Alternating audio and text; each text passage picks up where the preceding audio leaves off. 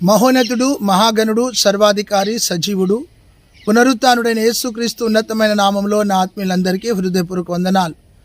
ఆత్మీయులారా, మేడగది YouTube channel ద్వారా ప్రతిరోజు మీకు కొద్ది నిమిషాలు దేవుని వాక్యాన్ని అందించడానికి ప్రభు చూపిన అపారమైన కృపను బట్టి దేవునికి స్తోత్రం. ఈ వాక్యం నీ ఆత్మీయ జీవితానికి మేలుకరంగా ఉంటుందని నేను నమ్ముతున్నాను.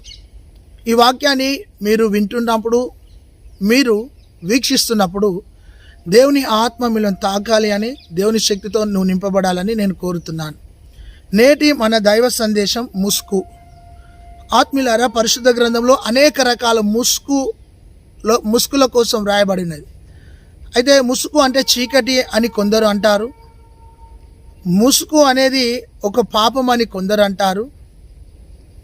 అయితే ఆత్మీయంగా నిన్ను నీవు కాపాడుకోవడానికి ముసుగు వేసుకోవాలి అని వాక్యం సెలవిస్తుంది. యూదులు వారి పరిశుద్ధతను కాపాడుకోవడానికి, వారి భక్తిని, నీతిని, యథార్థతను కాపాడుకోవడానికి ముసుగు వేసుకునేవారు. అయితే ఆత్మీయులారా, పరిశుద్ధ గ్రంథంలో ఒక 7 రకాల ముసుగుల కోసం మనం ధ్యానించుదాం. ఆదికాండం 24వ అధ్యాయము 65వ వచనంలో రిబుకా ముసుగు వేసుకొనెనని ఉంటుంది. ఆమె యవనస్తురాలు, అందగత్తె, జ్ఞానం కలిగినది, చురుకైనది, ఆత్మీయత కలిగినది, తల్లిదండ్రులకు లోబడినది.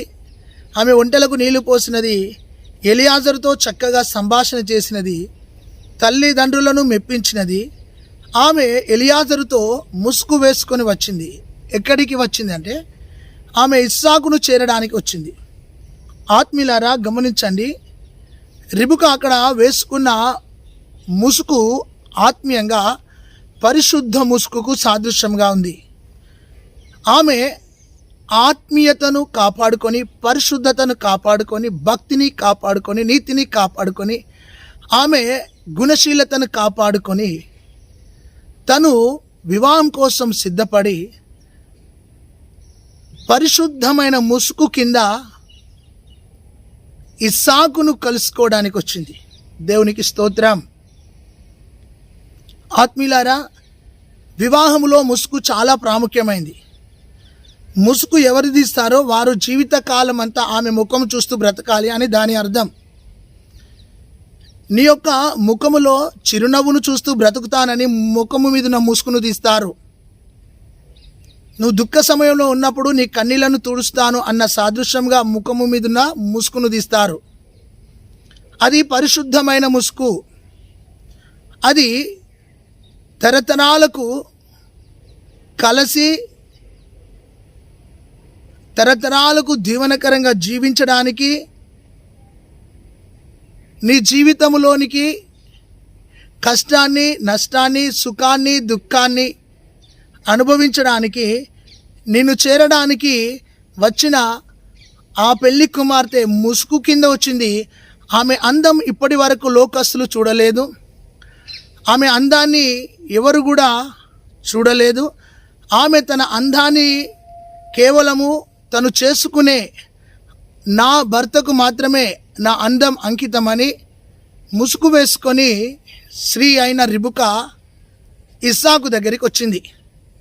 నా ఆత్మీయులారా, రిబుకా అన్న మాటకు బంధము లేదా ఉచ్చు అనే అర్థం. ఇస్సాకు అన్న మాటకు చిరునవ్వు అనే అర్థం. అయితే ఇస్సాకు విధేయత కలిగిన వాడై పొలములో, సంఘములో ప్రార్థనతో సిద్ధపడుతుండగా రిబుకా ఇస్సాకు దగ్గరికి వచ్చింది. ఆమె వేసుకున్న ముసుగు పరిశుద్ధమైన ముసుగు. దేవునికి స్తోత్రం. మన ఆత్మీయ జీవితంలో పరిశుద్ధత అనే ముసుగు కింద బ్రతుకుదుముగాక. పరిశుద్ధత అనే ముసుగు కింద మనము జీవించుదుముగాక. ఒకవేళ నీవు ముసుగు అనే పరిశుద్ధతను ధరించుకొని పరిశుద్ధతను కాపాడుకోలేని స్థితిలో ఉన్నావేమో, ఈరోజు వాక్యం అనే పరిశుద్ధమైన ముసుగు కింద నీ ఆత్మీయ జీవితాన్ని కాపాడుకొని యుగ యుగాలకు దేవుని నామానికి మహిమకరంగా ఒక గొప్ప సాక్షిగా జీవించుదువుగాక. అయితే ఆత్మీయులారా, ఈ రిబుకా పరిశుద్ధత అన్న ముసుగు కింద జీవించింది. నేటి కాలంలో భౌతికమైన ముసుగును ధరించుకోవడానికి ఇష్టపడుతున్నావు, కానీ పరిశుద్ధత అనే ముసుగు కిందికి రా. పరిశుద్ధత అనే ముసుగు కింద జీవించు.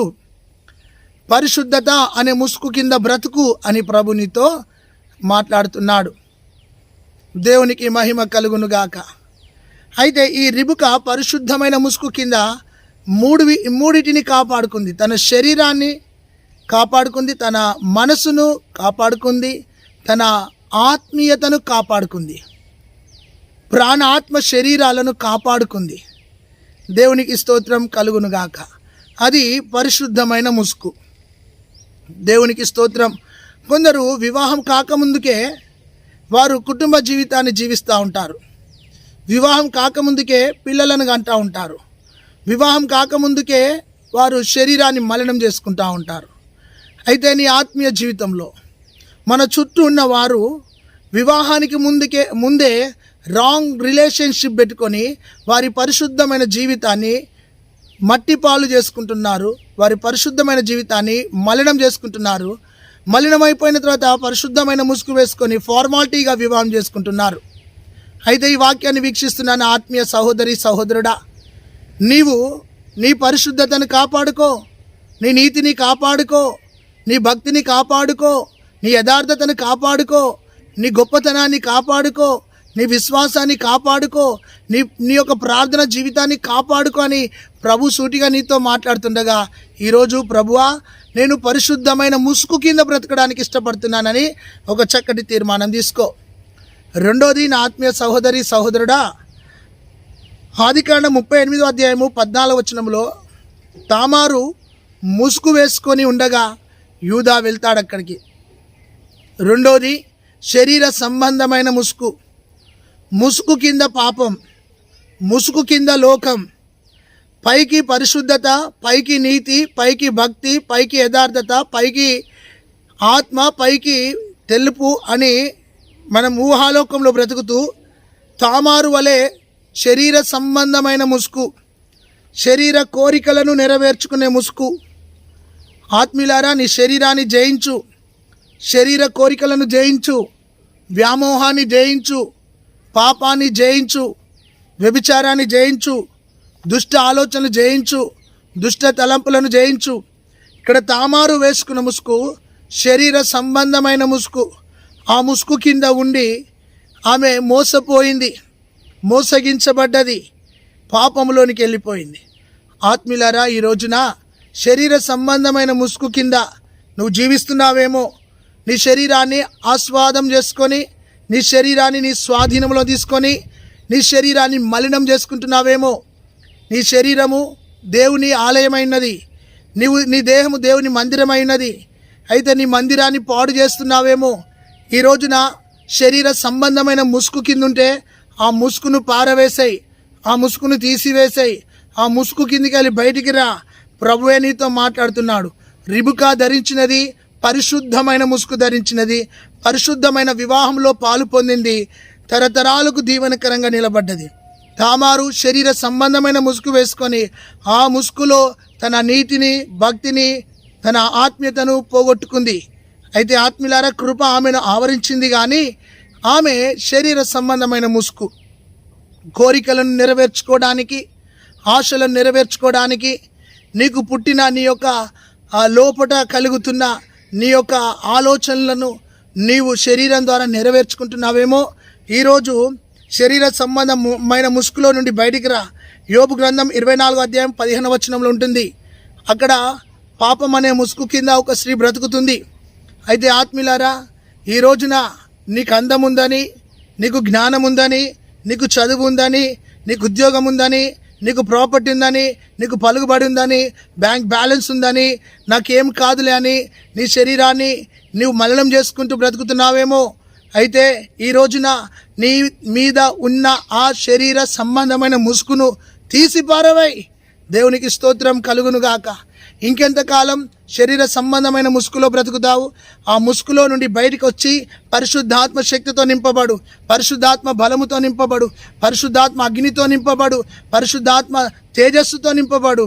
ఈ రోజున ఆ రెండో రకం శరీర సంబంధమైన ముసుగును తొలగించుకుందామని ప్రభు నీతో నాతో మాట్లాడుతున్నాడు. హల్లెలూయా, దేవునికి స్తోత్రం. ప్రభు చెప్తున్నాడు, ఏమని చెప్తున్నాడు తెలుసా? ఎవడైనా దేహమును పాడు చేస్తే నేను వాడిని పాడు చేస్తానని వాక్యం సెలవిస్తుంది. అయితే చాలామంది ఆత్మీయంగా సహోదరులు మీ ఆత్మీయ జీవితంలో ఇంకా శరీర సంబంధమైన ముసుగులో ఉన్నావా? ఆ ముసుగును ఈరోజు తీసి పారవేయమని ప్రభు నీతో సూటిగా మాట్లాడుతున్నాడు. దేవునికి స్తోత్రం కలుగునుగాక. ఆత్మీయులారా, 3వ రకపు ముసుగు చూడండి. ఆత్మీయంగా ప్రభు నీతో మాట్లాడుతున్న మాట ఏమిటంటే, 3వ రకపు ముసుగులో ఇక్కడ నిర్గమకాండ 34వ అధ్యాయము 33వ వచనం, 34వ వచనం, 35వ వచనంలో మోషే మహిమ కలిగిన ముసుగు కింద బ్రతికినాడు. దేవునికి స్తోత్రం కలుగునుగాక. దేవుని ప్రణాళికను నెరవేర్చే ముసుగు, దేవుని యొక్క సహవాసములో జీవించే ముసుగు, అది దేవునితో ఐక్యమై జీవించే ముసుగు, అది దేవునికి స్తోత్రం. లోకానుసారమైనవి మోషేలోనికి రాకుండా మోషే మహిమ కలిగిన ముసుగు కింద బ్రతికినాడు. దేవునికి స్తోత్రం కలుగునుగాక. ఈరోజు ప్రభు చెప్తున్నాడు, సహోదరుడా సహోదరి, మహిమ అనే అభిషేకం నిన్ను ఆవరించాలని ప్రభు మాట్లాడుతున్నాడు. హల్లెలూయా, దేవునికి స్తోత్రం. ఈరోజు పరిశుద్ధాత్ముడే సూటిగా నిన్ను దర్శిస్తున్నాడు. పరిశుద్ధమైన ముసుగు రిబుక ధరించుకుంది. తామారు శరీర సంబంధమైన ముసుగు కింద బ్రతికింది. ఇక్కడ మోషే చూస్తే మహిమ కలిగిన ముసుగు వేసుకున్నాడు. అది నాయకత్వానికి గుర్తుగా ఉంది, విమోచనకు గుర్తుగా ఉంది, ఆత్మ సంబంధమైన పోరాటానికి గుర్తుగా ఉంది. అయితే ఈ రోజున మహిమ కలిగిన ముసుగులో నువ్వు బ్రతకాలని ప్రభు నీతో మాట్లాడుతుండగా, నీ శరీర సంబంధమైన ముసుగును తీసేయి, ఆచార సంబంధమైన ముసుగును తీసేయి, లోకానుసారమైన ముసుగును తీసేయి. నీ యొక్క ఆత్మీయ జీవితానికి ఏదైతే వ్యతిరేకంగా ఉందో ఆ పాప సంబంధమైన ముసుగు కిందికెళ్ళి ఈరోజు బయటికి రా అని ప్రభు నీతో మాట్లాడుతున్నాడు. దేవునికి స్తోత్రం కలుగునుగాక. ఈరోజు ఇంకా ఎంతకాలం నీవు ముసుగులో, శరీర సంబంధమైన ముసుగులో ఉంటావు? మోషే మహిమ కలిగిన ముసుగులోనికి వచ్చాడంట. Praise the lord. 40 రాత్రులు 40 పగళ్ళు సీనాయి కొండ మీద ప్రార్థన చేయగా దేవుని సన్నిధి తనను ఆవరించింది. ఆయన మహిమతో కప్పబడ్డాడు. హల్లెలూయా. మోషేను ప్రజలు చూడలేకపోయారు, మోషే ముఖమును చూడలేకపోయారు. ఎందుకు తెలుసా? అది దేవునితో సత్సంబంధంగా, ఆయనతో అంటగట్టబడిన జీవితం, ఆయనతో కలిసి జీవించే జీవితం, ఆయనతో సహవాసం చేసిన జీవితం. ఈ యొక్క వాక్యాన్ని వీక్షిస్తున్న నా ఆత్మీయ సహోదరుడా, ఇప్పటి వరకు నీ ఆత్మీయ జీవితంలో నీవు ఏ ముసుగు కింద బ్రతుకుతున్నావు అని ప్రభు నీతో మాట్లాడుతుండగా, ఈరోజు నువ్వు పరిశుద్ధమైన ముసుగు కింద ఉండాలి, మహిమ కలిగిన ముసుగు కింద ఉండాలని ప్రభు ఆత్మ నేను దర్శిస్తున్నది. 4వ విషయాన్ని చూస్తే ఆత్మీయులారా గమనించండి. 4వ వచనాన్ని చూస్తే ఎస్తేరు గ్రంథం 7వ అధ్యాయం 8వ వచనంలో హామాను, క్రూరుడైన హామాను ముసుగు వేయబడ్డది. ముసుగు వేసి ఆయనను ఉరిదీస్తున్నారు. మరణాంధకారం, మరణపు ముసుగు అది. కొందరికి ఎప్పుడు చూసినా దేవుని తెలుసుకున్న తర్వాత కూడా మరణించాలన్న తలంపులు, చనిపోవాలన్న తలంపులు, ఏదో చేసుకోవాలన్న తలంపులు, అలాంటి చెడ్డ తలంపులతో నువ్వు ఉన్నావంటే నువ్వు మరణపనే ముసుగు కింద బ్రతుకుతున్నావని అర్థం. హామానుకు ధరించింది మరణపు ముసుగు. అయితే ఈరోజు సహోదరుడా, నువ్వు బ్రతికి ఉండి ఆత్మీయ జీవితంలో మరణించినావేమో, ఆత్మీయంగా వాక్యానుసారంగా జీవించలేదా? నువ్వు ఆత్మీయంగా మరణించిన స్థితిలో ఉన్నావు. అయితే ఈరోజు హామాను యొక్క మరణపు ముసుగు నీతో మాట్లాడుతున్నది ఏంటంటే, నువ్వు భౌతికంగా బ్రతికి ఉన్నావు కానీ ఆత్మీయంగా, ఆత్మీయ విషయాలలో నీవు చచ్చిన స్థితిలో ఉన్నావు. అయితే ఈరోజు ఆత్మీయంగా నువ్వు బ్రతకాలని ప్రభువు నీతో సూటిగా మాట్లాడుతున్నాడు. అయితే ఈ రోజున ప్రభువుకు నిన్ను నువ్వు అప్పగించుకో. ప్రభువా, మరణం అనే ముసుగులో బ్రతుకుతున్నా, భయం అనే ముసుగులో బ్రతుకుతున్నా, భీతి అనే ముసుగులో బ్రతుకుతున్నా, సమస్యలనే ముసుగులో బ్రతుకుతున్నా. ప్రభువా, నా మీదున్న ఈ మరణపు ముసుగును తొలగించు, నా మీదున్న శరీర సంబంధమైన ముసుగును తొలగించు, నా మీద పరిశుద్ధమైన ముసుగును ధరింపచేయండి, నా మీద మహిమ కలిగిన ముసుగును ధరింపచేయండి. నేను మహిమతో పరిశుద్ధమైన ఆ ముసుగు కింద నీ ప్రణాళికను, నీ ఉద్దేశాలను, నీ తలంపులను, నీ సేవను జరిగించుటకు, అనేకులకు దీవెనకరంగా ఉండుటకు, నాకు పరిచర్య చేయడానికి మహిమ కలిగిన ఆ ముసుగు కావాలి. దేవునికి స్తోత్రం.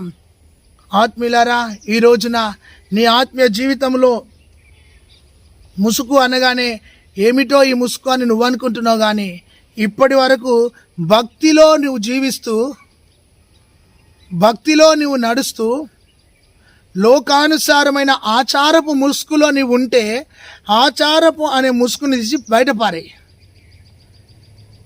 ఇప్పటి వరకు నీవు ఒక రకమైన ముసుగు కింద భక్తి చేస్తున్నావు. అయితే ఈ రోజున నీ మీదున్న లోకానుసారమైన ముసుగును తీసేయి, పాప సంబంధమైన ముసుగును తీసేయి. దేవుడే ఈరోజు నేను దర్శిస్తున్నాడు. గమనించండి. 5వ విషయాన్ని చూస్తే ఆత్మీయులారా, పరమగీతాలు 4వ అధ్యాయము 3వ వచనం, 6వ అధ్యాయము 7వ వచనంలో,